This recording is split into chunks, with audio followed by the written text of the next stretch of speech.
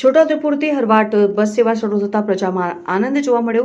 છોટાઉદેપુરથી હરવાટ ST bus સેવા શરૂ થાય તે માટે પ્રજાની માંગ ઉઠી છે। પ્રજાની માંગને તંત્ર દ્વારા હકારાત્મક જવાબ મળતા બસ સેવા શરૂ કરવામાં આવી છે, જેથી પ્રજામાં આનંદ ફેલાયો। અત્રે ઉલ્લેખનીય છે કે છોટાઉદેપુર તાલુકા સહિત જિલ્લામાં હજુ પણ ઘણા વિસ્તારોમાં એસટી બસ નિયમિત જતી નથી, જેના કારણે પ્રજાને જિલ્લા મથક સુધી પહોંચવા માટે ભારે તકલીફ પડી છે।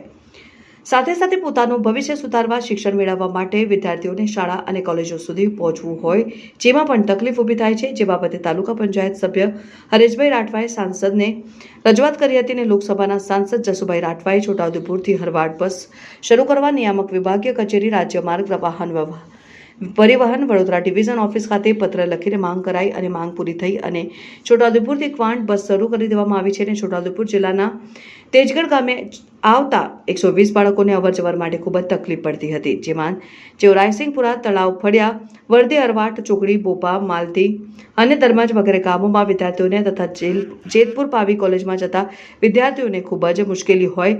વિદ્યાર્થીઓ માટે હરવાટ, રાયસંગપુરા વાયા તેજગઢ, છોટાઉદેપુર રૂટ ચાલુ કરવામાં આવતા વિદ્યાર્થીઓને ગામ લોકોમાં આનંદ ફેલાયો। ગામ લોકો તથા વિદ્યાર્થીઓએ સાંસદ જસુભાઈ રાઠવાનો આભાર માન્યો, તેમ તાલુકા પંચાયત સભ્ય હરીશભાઈ રાઠવાએ જણાવ્યું।